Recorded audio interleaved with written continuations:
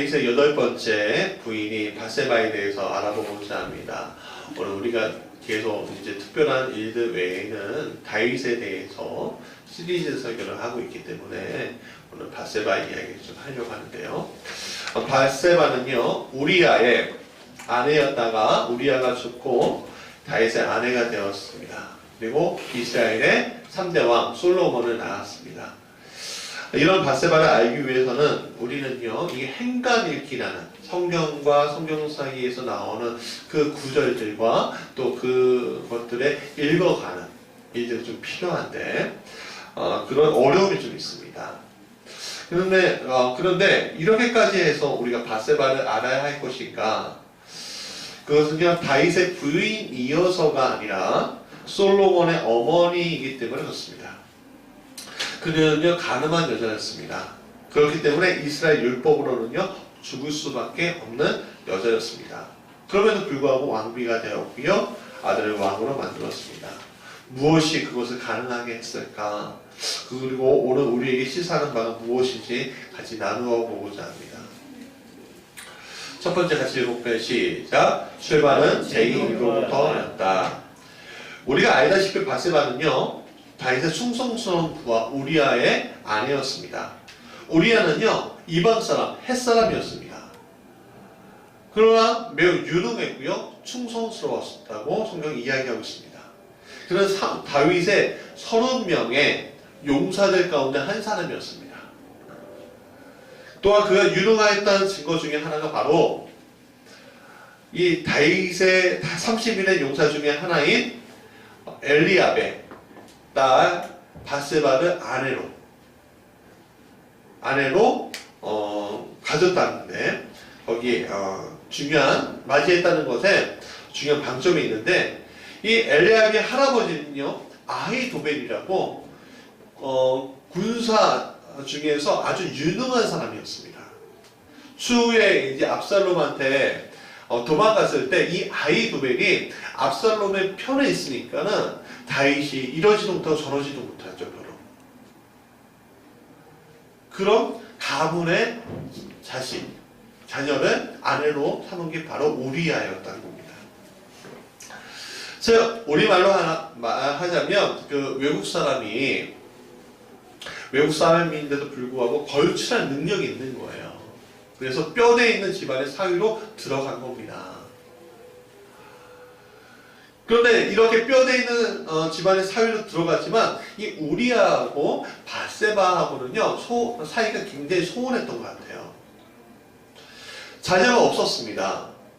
그것은 우리아가 굉장히 강직한 성품을 가지고 있는 사람이었기 때문이다 유추할 수가 있어요.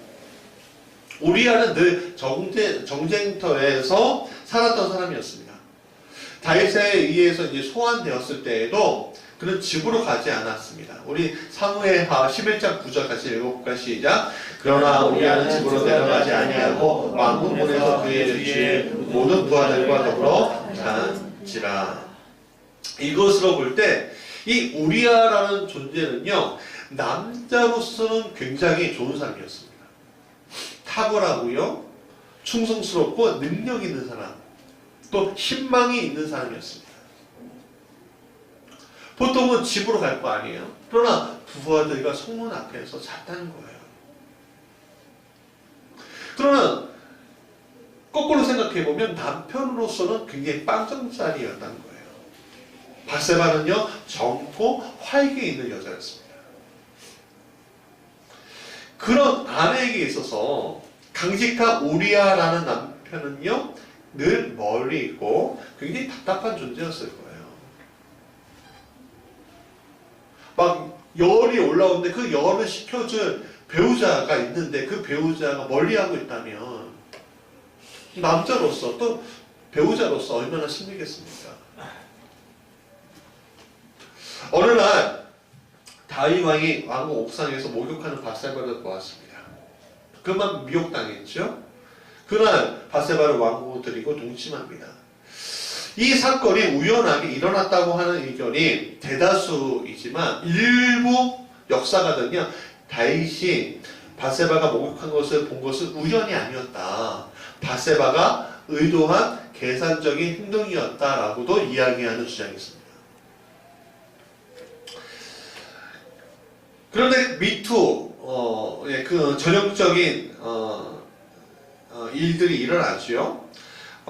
다윗은 왕의 권위를 앞세워서 바세바와 동침했고 이 바세바는요 저항 한 번 없이 자신의 몸을 다윗에게 나눠줍니다. 참 이상하죠? 잘못된 일이죠? 사단의 올가미가 그들을 애워싸고 있는 거예요.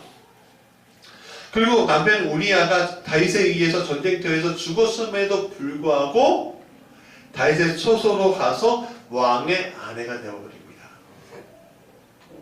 이미 임신하고 있었기 때문에 그럴 수도 있죠. 이것을 보면서 이 비틀린 욕망에 선 사람들의 모습들이 보여지고 있습니다. 오늘도 많은 이들이 이런 비틀린 욕망에 사로잡혀 살고 있는지 모릅니다. 많은 가정들이 이러한 문제 앞에 깨지고요 아파하고 있습니다. 근데 사회는요 이 비틀린 욕망에 대해서 괜찮아, 아니 사람들 간의 애정의 문제인데 남녀 간의 사랑의 문제인데 그거 법을 어떻게 제어하겠어 라고 얘기합니다. 근데 아파하는 건요 그 사람들만의 문제가 아니라 자녀들까지 이어지는 것을 우리가 볼 수가 있잖아요. 많은 사람들이 그 많은 자녀들이 이 비틀린 욕망에 의해서 아파하고 그리고 환경적으로 그 유전자적으로 완전히 고유한 나를 버리는 일들이 정말로 수차에서 일어나고 있습니다. 토요일날 제가 교회에 밤에 올라오기 좀 겁이 나요. 교회에. 왠지 아십니까? 화장실하게 하신 분들이 차에서 내리셔갖고 3층으로 올라오셔요. 그런 것을 보면서 참 제가 만연을 하고 있구나. 우리가 교회 4층이 교회니까 은혜를 내려야 되겠다. 그런 생각하면서 기도하고 있기도 합니다만 사회에서는 이게 죄가 아니랍니다. 정말 문제가 아닐까요? 성경은 이것을 간음이라고 얘기합니다. 간음죄는요 모세 율법에 의하면 사형입니다. 그럼에도 불구하고 다윗과 바세바는 사형을 받지 않아요. 왜인 것 같습니다. 왜인 것 같으세요? 왜 사형을 받지 않죠? 그렇죠. 권력자니까. 그때도 그렇고 지금도 그렇고 권력자는요 사형을 받지 않아요. 피해갈 수 있어요. 애굿은 민중들만이 피해보죠. 권력은 항상 모든 문제를 정당화합니다. 그럴 수밖에 없었어. 이 정도는 당연한 거 아니야. 나 정도 위치면 괜찮아. 그러나 하나님은 어떤 하나님이죠? 바로 공의의 하나님이라는 거예요. 그 공의의 하나님이 말씀하십니다. 그건 죄야.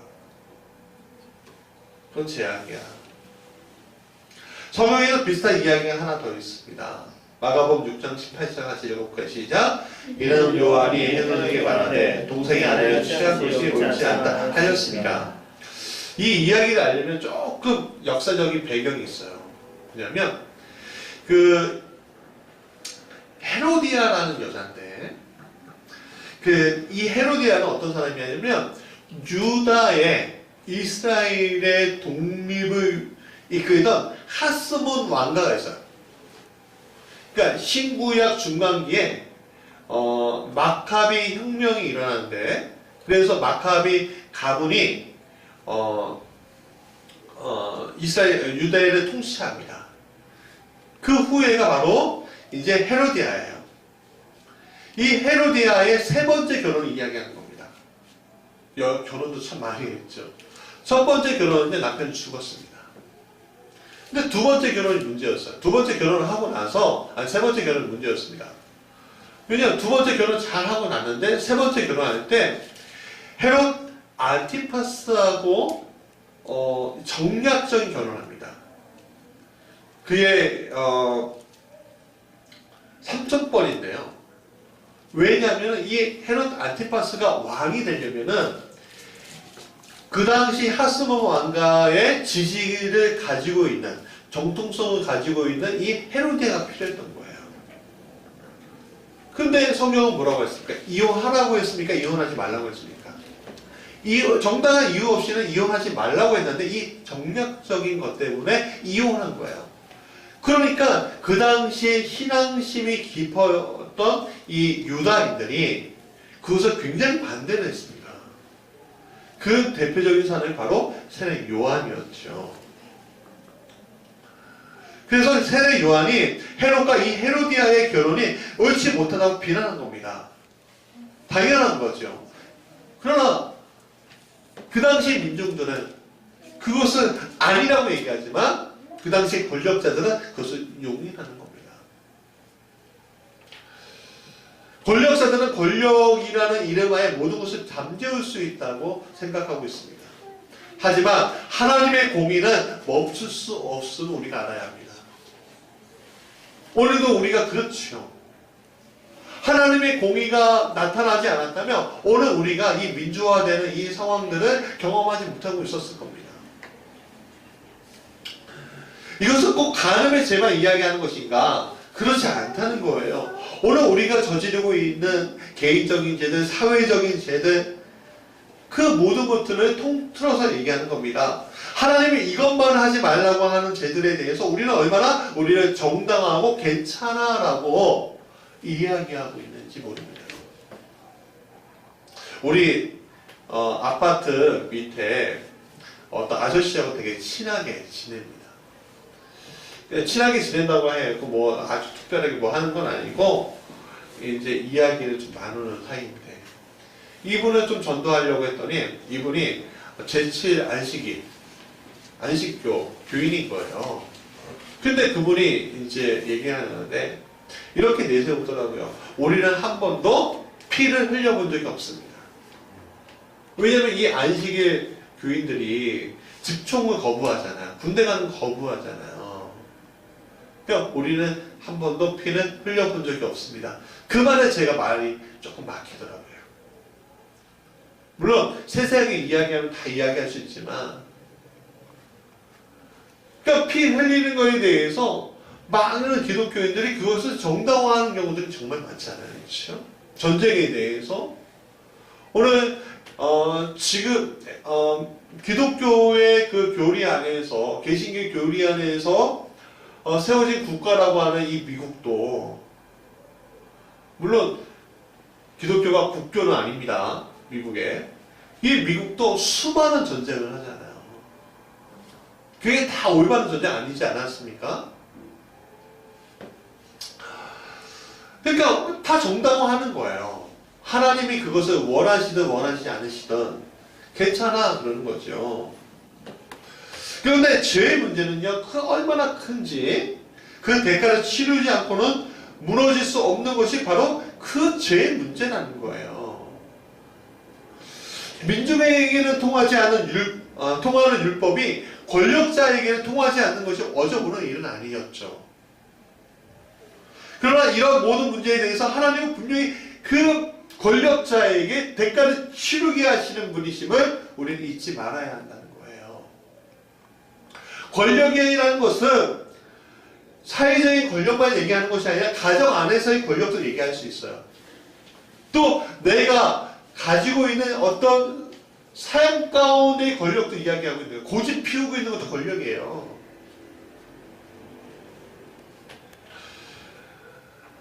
그 대가는 뭐였냐? 이 안티파스하고 헤로디아는요, 추후에 스페인으로 추방됩니다. 거기서 죽어요. 왕위에서 쫓겨나서. 그럼 바세바하고 다윗도 마찬가지였습니다. 다윗과 바세바는요, 첫 자녀가 죽는 불행을 경험했습니다. 그리고 나단이 얘기했죠. 다윗에게 뭐라고 했습니까? 너의 집안에 칼이 끊어지는 일이 없을 거야. 계속될 거야. 그렇다면 죄의 대가를 내가 다 치렀다고 생각해요. 그럼 그 다음에 축복이 남아있을까요? 아니, 그렇지 못하게 됩니다. 그렇게 되지 못해요. 죄는요, 자신의 기회가 잡았다고 생각하면 끝까지 뒤쫓아가서 그 사람이 완전히 내가 실패했다고, 내가 완전히 실패했어, 내 이 세상을 내가 잘못 살았어, 실패했어, 난 이제 한계야 라고 할 때까지 뒤쫓아온다는 거예요. 그래서 무서운 것이죠. 우리가 죄를 짓지 말아야 하는 이유가 바로 여기 있는 겁니다. 왜? 끝까지 찾아와서 끝까지 물어서 우리를 죽기까지 만들기 때문에, 사망에 이르기까지 하기 때문에 그렇다는 거예요. 바세바는요, 자신의 자녀가 죽는 경험을 합니다. 그렇다면 여기에서 끝났다고 마무리 되었다라고 하고서 끝나면 좋겠는데 그렇지 않았습니다. 그는 죄의 대가는 받았지만 그 다음부터가 우리에게 되게 중요해요. 왜냐하면 두 번째 읽어볼까요? 시작. 죄에서 돌이킴을 선택한 바세바. 바세바의 죄가 주옥같이 붉다는 것은요, 선지자 나단을 통해서 만천하에 밝혀지게 되었습니다. 비록 바세바가 왕비가 되어도 그는 그의 아버지와 조부가 권력자이기도 해도 바세바가 비난당하는 것은요, 어쩔 수 없는 길이에요. 그래서 두 가지 선택을 우리가 할 수가 있어요. 내가 만약에 바세바라면 첫 번째는 뭐냐면 애써 외면하는 거예요. 그리고 외면하되 은밀하게 그 비난에 그걸 찾아 없애는 거예요. 그렇게 한의가 있는데 그게 바로 아까 얘기했던 헤롯의 아내 헤로디아입니다. 이 헤로디아가 어떻게 했습니까? 그의 딸 살로메를 시켰고 세례 요한은 죽이잖아요. 오늘 우리가 죄의 문제를 해결하는 것은 내가 할 수 있다라고 생각하는 그 순간 거기에서 문제가 일어납니다. 왜냐하면 그러한 행동이 해결이 되기는커녕 더 큰 문제로 우리에게 다가오기 때문에 그렇습니다. 요즘에 그 미투 운동을 통해서 많은 일들이 일어났잖아요. 어떤 정치인은요, 내가 해결할 수 있습니다 라고 생각하고서 해결하려고 했는데 끝에 보니까 자기가 한 거야. 정치사님 끝났잖아요. 얼마 전 한 연예인이 몇 년 전에 실수를 한 거예요. 그 미투 활동을 통해서 이제 밝혀졌습니다. 이 연예인이 최정성기를 향하고 있는데 더 이상 그가 변명하지 않았습니다. 지금의 활동은 접을 수밖에 없지만 변명하지 않았어요. 아마 그에게는 기회가 또 있을 수도 있습니다. 그러니까 오늘 우리가 우리의 문제의 근원에 대해서 내가 해결하고자 할 때 더 큰 문제가 일어나면 우리가 알고 있어야 한다는 거예요. 그러면 두 번째 어떻게 해야 되냐? 그 원인을 알고 그 원인을 해결시켜줄 대상이 우리에게 필요하다는 거예요. 이 바세바가 취한 것이 바로 이 지점이었다는 거예요. 바세바는 자신을 모욕하고 비난하는 문제에 대해서 가만히 있지 않았습니다. 그렇다고 싸운 건 아니에요. 그녀는 자신의 첫 아들이 죽었지만 그것은 끝나지 않았습니다. 두 번째 자녀인 솔로몬을 자신을 비난하고 비판하고 모욕했던 나단 선지자에게 주었습니다. 그것은 다른 사람들이 볼 때 자신의 원수에게 자녀를 맡긴 거하고 똑같아요. 여기서 우리가 행간을 읽어야 합니다. 바세바가 지금 어떤 형편인가? 바세바는요, 자신의 죄에 대해서 회개하지 않고 있구나라는 것을 오늘 성경을 통해서 볼 수가 있어요. 그래서 나단 선지자에게 갔습니다. 그리고 자신이 저지른 죄에 대해서 깊게 반성했을 것임을 분명히 성경을 통해서 우리는 볼 수가 있습니다. 사랑하는 여러분, 오늘 우리의 삶에서 발생하는 여러 가지 죄의 문제에 대해서 어떻게 대처하고 계십니까? 우리에게 실패가 없다면 성공이라는 단어를 모르겠죠. 성공이 당연한 것이라고 여기는 사람들은요, 실패를 느끼는 사람들의 마음을 또 모를 겁니다. 그러나 실패를 아는 사람은 성공에 대한 귀중함을 알겠죠. 마찬가지예요. 사랑도 그래요. 사랑도요, 실패를 해본 경험이 없으면요, 사랑의 소중함을 몰라요. 제가 연애할 때 사랑은 얼마나 많이 실패했을까요? 몇 번이나 했습니다. 여러분들 어떠세요? 그러니까 김나영 사모님이요, 너무너무 저한테 귀중한 것 같아요. 또 우리 아이들이 너무너무 귀중해요. 왜? 많이 실패해 봤는데 이 실패한 이 실패자를 거둬주셨잖아요, 그분이. 여러분의 배우자는 어떠십니까? 실패해보고 아픔을 느끼는 사람은요, 사랑이라는 단어도 성공이라는 단어도 알게 될 것입니다. 밧세바는요, 오늘 다윗의 총애를 받고 있지만 그에게 좋은 글씨가 있죠. 바로 사실 야왕 때문에 충직한 남편 우리아를 죽게 만든 여자라는 것이요. 그건 다윗도 마찬가지 상황이었습니다. 어찌 보면 하나님 앞에서, 사람 앞에서도 그들은 용서받지 못할 자들이었습니다. 야망대로 살다가 야망대로 가는 사람들이라고 말해도 틀림이 없는 거죠. 다윗조차도. 그래서 그의 첫 아이가 죽은 겁니다. 죄의 문제 앞에 있었기 때문에. 목회를 하면서 이런 분들을 많이 접합니다. 저 신의 원대로 많이 가다가 돌에 넘어져서 잠시 회개도 하지만 또다시 그런 일들을 반복하는 사람들. 결국 이런 사람들에게는 하나님의 징계로 끝나지 않고 정죄당한 운명이 그들에게 있죠. 그런데 오늘 성경은요, 다윗과 밧세바의 두 번째 아들 솔로몬에 대해서 이렇게 얘기합니다. 여디디야, 여디디야, 여호와께 사랑은 입었다라는 뜻입니다. 아니, 갓 태어난 아이가 뭐가 그렇게 사랑을 이렇게 많다고 여디디야라고 할까? 하나님 너무 쉽게 용서하신 거 아니야? 난 질문 우리가 할 수가 있어요. 우리의 입장에 가보세요. 저것들은요, 진짜 XXX고 정말 하나님의 심판을 받을 사람들이잖아요.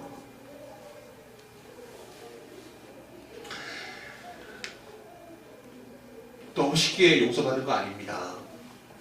다윗은요, 그 후에 아들 암논, 딸 다만, 또 압살롬, 아도니아, 그런 칼들과 아픔들, 그런 것들에 그런 것들에 휩싸여 칼이 끊어지지 않는 애들 경험하잖아요. 가족 간의 갈등이 계속 다윗을 고통스럽게 합니다. 그러나 중요한 것이 있어요. 뭐냐면 다윗이 죽을 때까지 자신의 결정적인 문제 앞에서 몸부림치지만 결국 하나님은 그를 포기하지 않고 솔로몬을 통하여 여호와 하나님의 구원의 계보를 이어갈 수 있게끔 만들어 주셨다는 겁니다. 이것은 결국 다윗의 회개에 기인하는 것이죠. 행간을 통해 밧세바의 고통과 회개를 우리도 알 수 있습니다.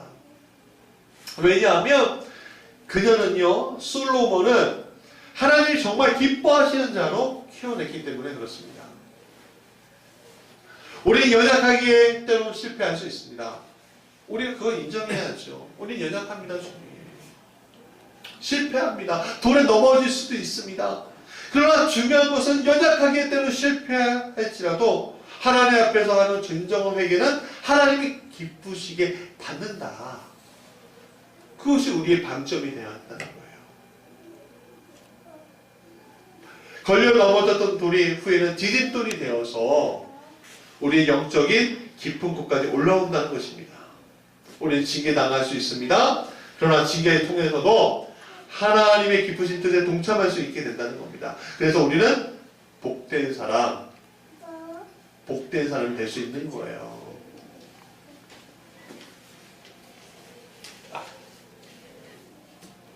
세 번째 같이 읽어볼까요? 시작. 돌이킨 자에게 오는 하나님의 축복.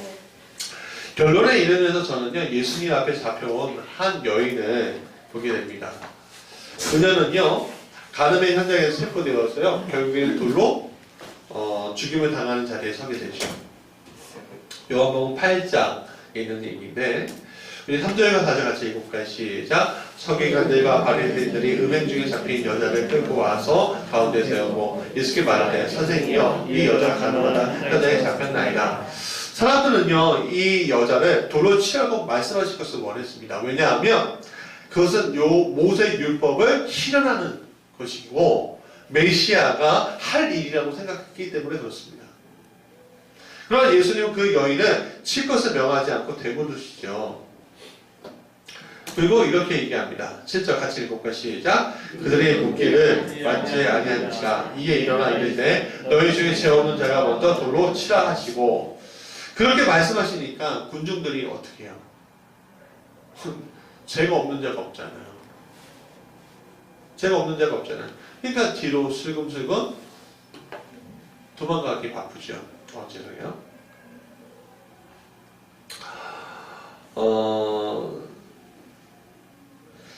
분노와 함께 있었던 자들이 자신에게도 죄가 있으면 깨닫게 된 겁니다. 오늘 우리가 남을 정죄하기 전에 우리의 들보를 보게 하시는 하나님을 봐야 합니다. 그 들보가 가득한 눈에는 더 이상 다른 사람들의 눈에 있는 티끌을 볼 수가 없기 때문에 그렇습니다. 사람들이 물러가죠. 그리고 예수님은 그 여인에게 이렇게 말씀하십니다. 같이 읽어볼까요? 시작. 대답하되 주여 없나이다. 예수께서 이르시되 나도 너를 정죄하지 아니하노니 가서 다시는 죄를 범하지 말라 하시니라. 바세바가 그렇습니다. 그녀는요 엄청난 죄의 문제 앞에 있습니다. 그리고 대가를 칠 수밖에 없습니다. 그러나 그녀는요 자신의 길에서 돌이키는 삶을 선택했어요. 그리고 그 선택은요 자신의 아들 솔로몬이 왕위에 올라갈 수 있게끔 만들어 주었습니다. 그런 축복을 받았어요. 사랑하는 여러분, 여기서 성경은요 우리에게 비밀 하나를 풀어줍니다. 비밀을요.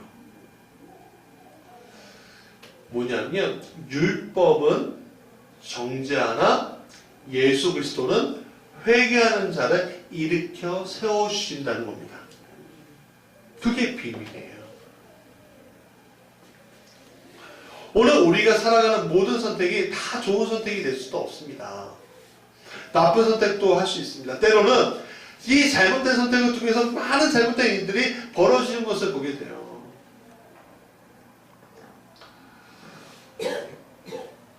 제가 옛날에 섬기던 한 사모님이 있으셨어요. 아들이 셋이었습니다. 그분이. 근데 그건 또 아이를 뵌 거예요. 근데 이분에게 그 시기가 참 어려웠던 거예요. 왜냐하면 목회적으로 한참 팍 올라가야 하는 시기였었거든요. 그러니까 아기를 베고 다시 육아를 하면은 정말 내가 목회자로서 목회 활동을 돕는 자로서 역할을 아예 못하니까 결국에는 그 목회 활동을 다 포기해야 하는 일들이 벌어질 것이라는 그 두려움이 그분에게 있었어요.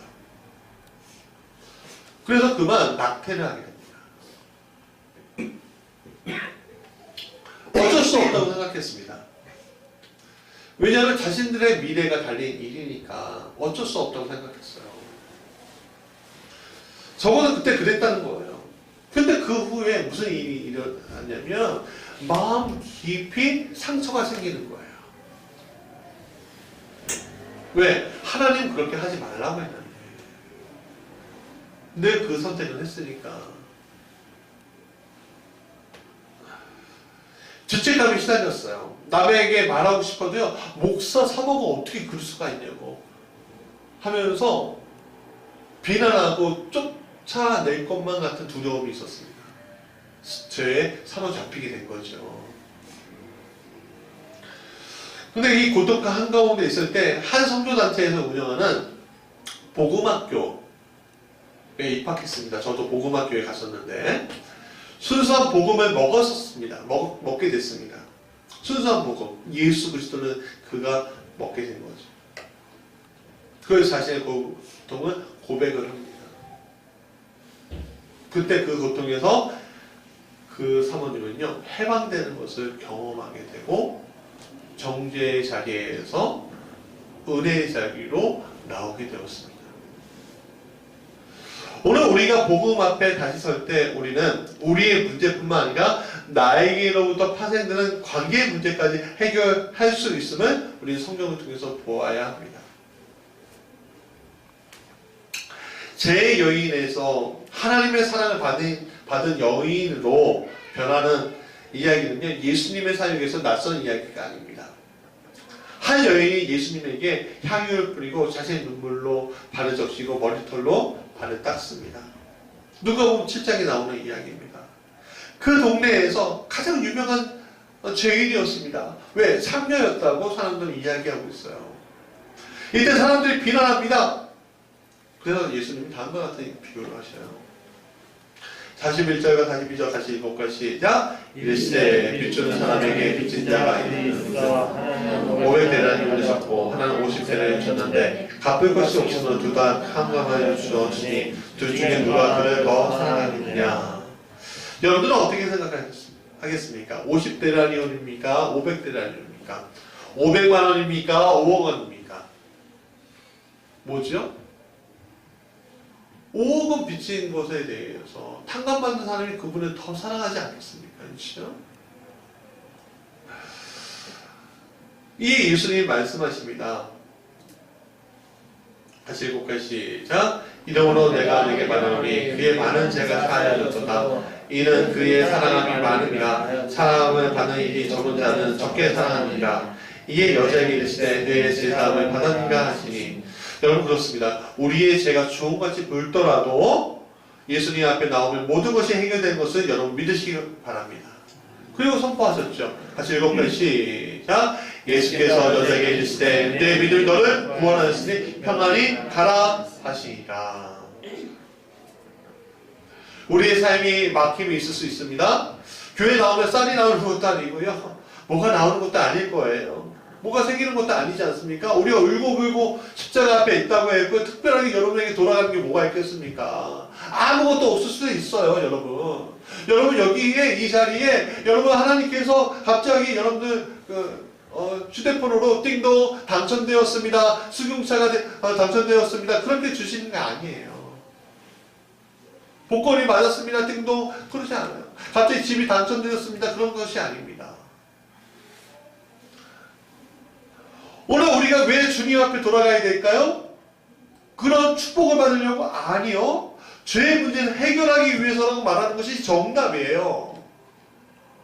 그러나 이 죄의 문제가 해결되었을 때 놀라운 현상들이 우리가 또 주목해서 봐야 하는데 그것은 형통이라는 겁니다. 형통이요. 막힌다는 것은 형통이 잃어버린 거예요. 그러면 우리에게 보이는 것은 정죄뿐입니다. 그러나 우리가 예수 그리스도를 인해서 돌이킴으로 말미암아 더 이상 정죄가 아닌 은혜로서 뭘 얻어요? 형통을 얻게 된다는 거예요. 선물로 이게 주어져요. 바세바도 다윗도 주고받다는 사람들이 있습니다. 그러나 그들이 돌이킴으로 말미암아 다시는 정죄당하지 않았습니다. 약속이 막히지 않았다는 거예요. 사랑하는 여러분, 오늘 여러분들이 주님이 부르셨습니다. 그래서 이 자리에 오신 거죠. 그러면 여러분들에게 더 이상 뭐예요? 정죄하기 위해서 부르신 것이 아니라 바세바처럼 형통의 길을 주시기 위해 부르신 거예요.